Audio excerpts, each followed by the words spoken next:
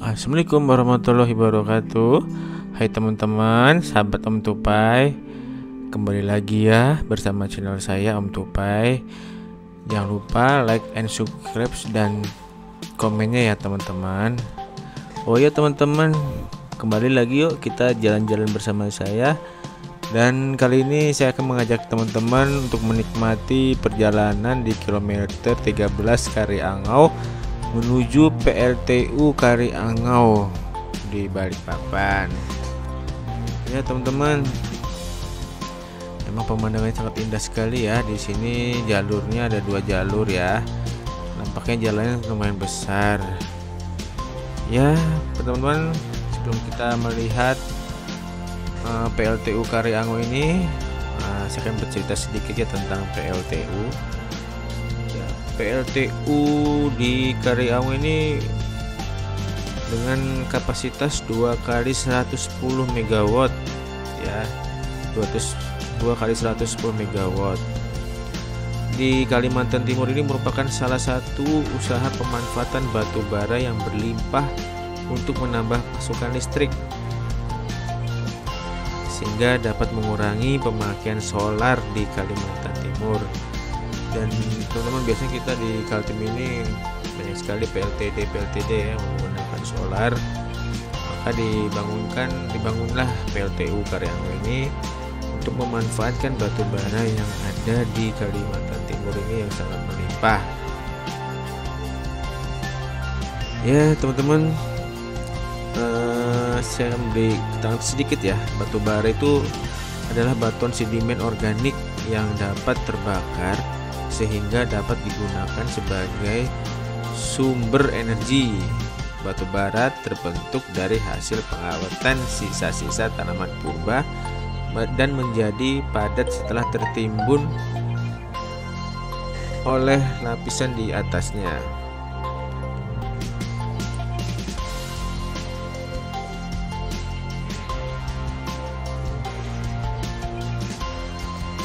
Oke teman-teman, ini jalannya ya, indah sekali ya.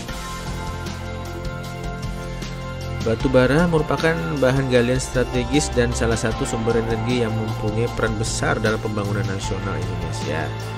Secara umum batu bara dapat dibedakan menjadi 4 jenis, yaitu lignite, subbituminous, bituminous, dan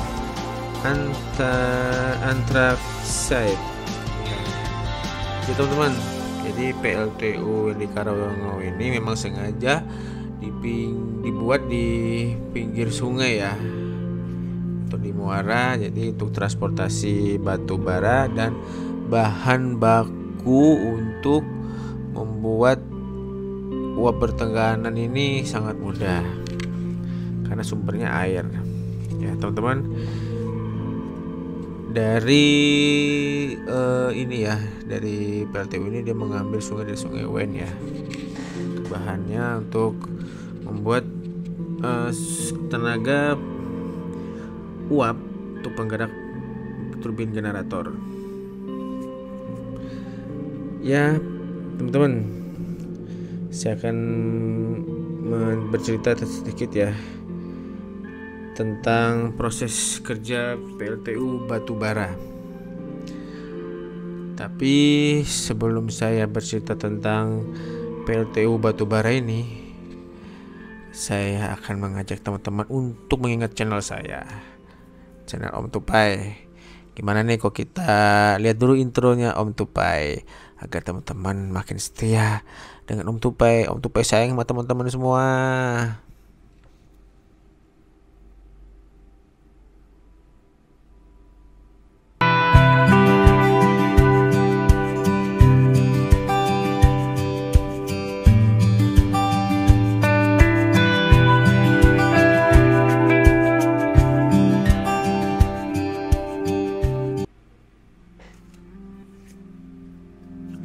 Ya teman-teman, ini proses kerja dari PLTU batubara.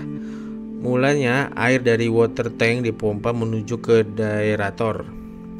Di daerator ini air yang dimurnikan kandungan kimianya akan mengalami proses pelepasan ion-ion mineral yang masih tersisa di air yang tidak diperlukan seperti oksigen. Kenapa oksigen tidak diperlukan dalam proses ini? Karena oksigen bersifat korosif.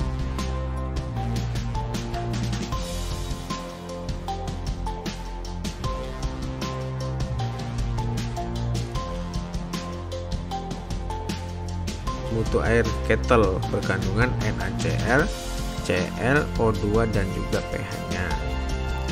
Ya teman-teman, jadi air langsung dipompakan oleh boiler feed pump menuju ke economizer. Di economizer, air sedikit dipanaskan terlebih dahulu agar nantinya bisa siap langsung dibakar di dalam boiler atau tungku pembakaran air. Dan di boiler inilah terjadi proses memasak air agar menjadi uap. Setelah pembakaran pertama, didapatkan uap air, tetapi uap tersebut masih basah, sehingga uap air yang basah tadi dipanaskan lagi menuju ke superheater. Setelah dari superheater baru didapatkan uap kering yang dapat disalurkan menuju ke turbin. Uap kering bertekanan tinggi tersebut disalurkan ke turbin dan menggerakkan turbin berputar. Sedangkan turbin dikoppel pada sebuah generator sehingga timbullah listrik. Keluaran air dari generator tersebut karena generator berfungsi mengubah energi gerak atau mekanik menjadi energi listrik.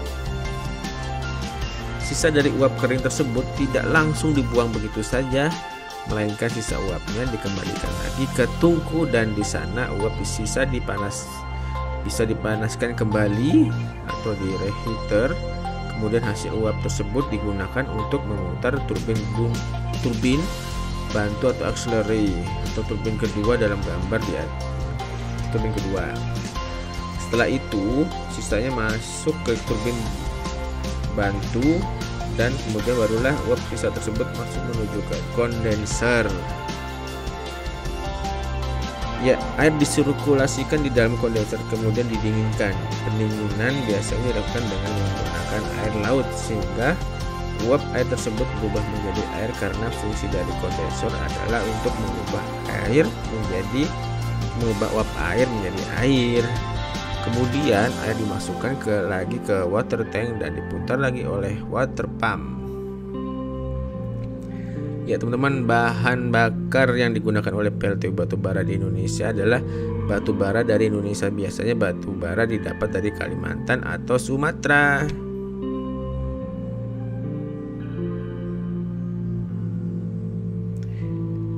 Ya teman-teman, batu bara ya teman-teman, inilah penampakan PLTU-nya ya. Bisa dilihat sangat menjulang tinggi sekali ya. Ini saya tidak tahu nih ruangan apa ya. Tempatnya sangat besar sekali. Dan di sini kayaknya masih ada pembangunan lagi ya. Saya kurang tahu nih pembangunan apa lagi dibangun ya. Dan tadi kita dapat melihat stek ya teman-teman, dapat melihat stek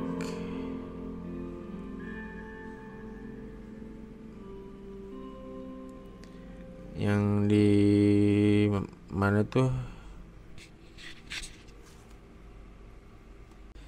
ya teman-teman. Jadi